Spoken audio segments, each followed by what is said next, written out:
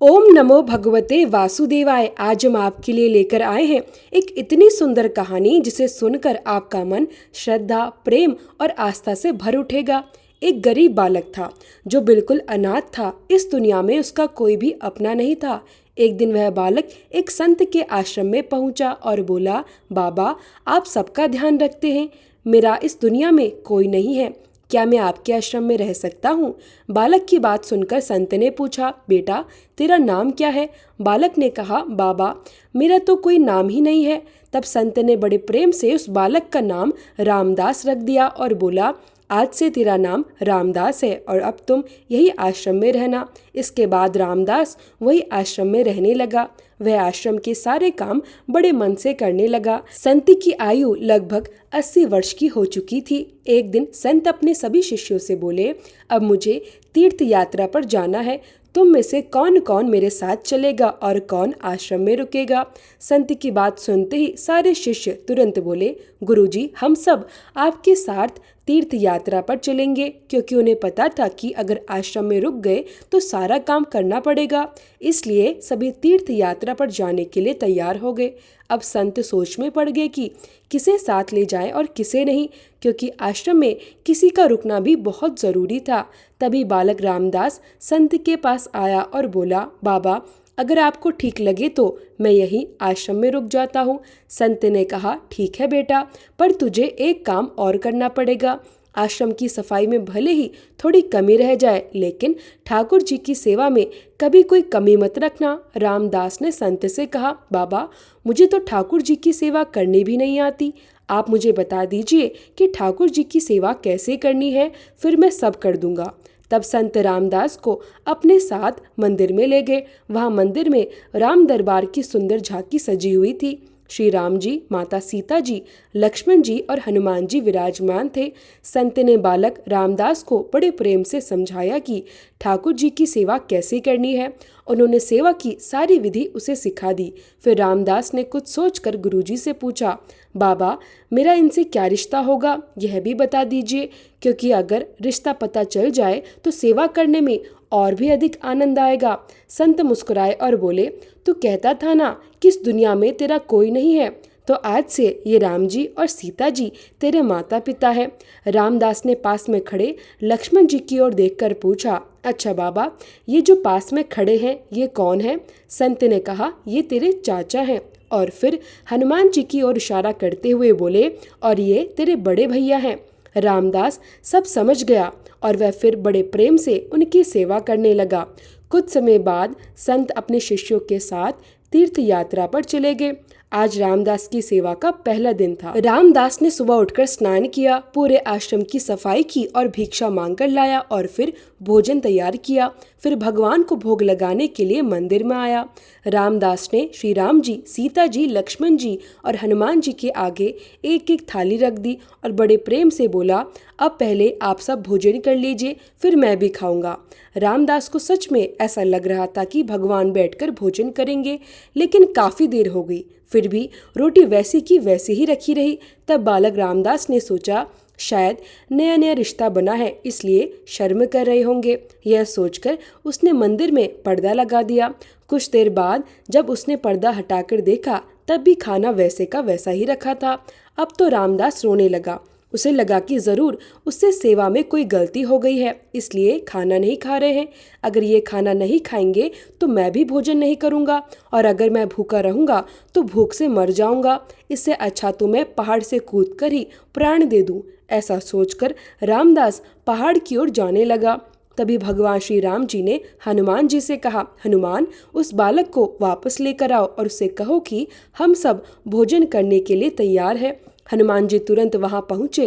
रामदास जैसे ही पहाड़ से कूदने वाला था, तभी हनुमान जी ने पीछे से उसे पकड़ लिया और बोले, अरे रामदास, ये क्या कर रहे हो? रामदास ने आश्चर्य से पूछा, आप कौन हो?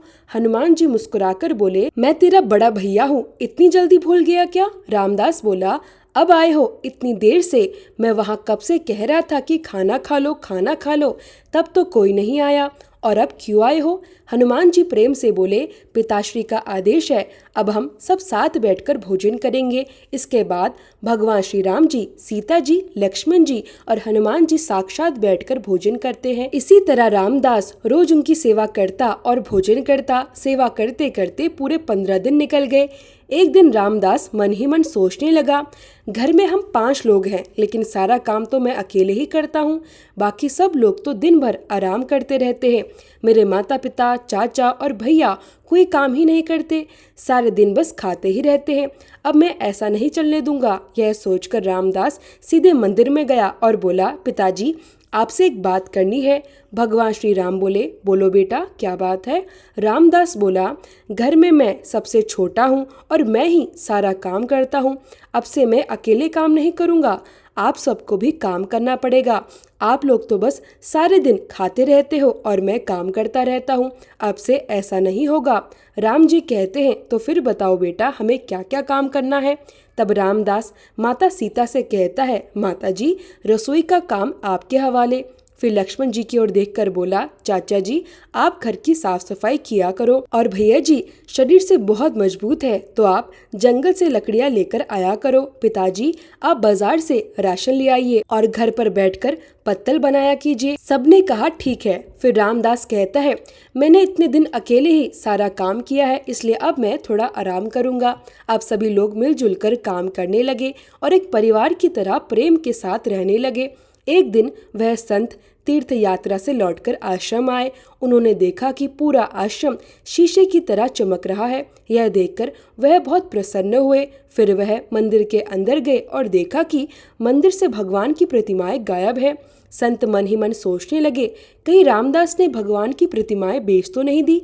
उन्होंने तुरंत रामदास को बुलाया और पूछा, बेटा भगवान कहाँ गए? रामदास ने संत के चरण छुए और थोड़ा अकड़कर बोला, मुझे क्या पता, हनुमान भैया जंगल लकड़ी लाने गए होंगे, लाखन चाचा झाड़ू पोछा कर रहे होंगे, पिताजी राम पत्तल बना रहे होंगे और माता सीता रसोई में काम कर रही होगी। संत बोले, अरे ये क्या बोल रहा है तू? रामदास बोला, बाबा मैं सच कह रहा हूँ, जब से आप गए हैं ये चारों काम में लगे हुए हैं। यह सुनते ही संत तुरंत भागकर रसोई में गए।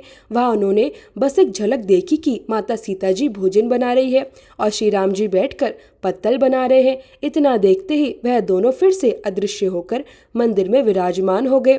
संत दौड़ते हुए रामदास के पास आए और भावुक होकर बोले, आज तुमने मुझे मेरे ठाकुर जी के दर्शन करा दिए, तुम धन्य हो बेटा। इतना कहते कहते संत की आंखों से आंसू बहने लगे। उन्होंने रोते हुए रामदास के चरण पकड़ लिए। सच ही कहा गया है कि रामदास जैसे भोले और निश्चल भक्तों की भक्ति से भगवान भी विवश हो जाते हैं और अपने भक्तों के प्रेम के कारण उन्हें साधारण मनुष्य की तरह जीवन बिताने के लिए धरती पर आना ही पड़ता है। जय जय श्री राम।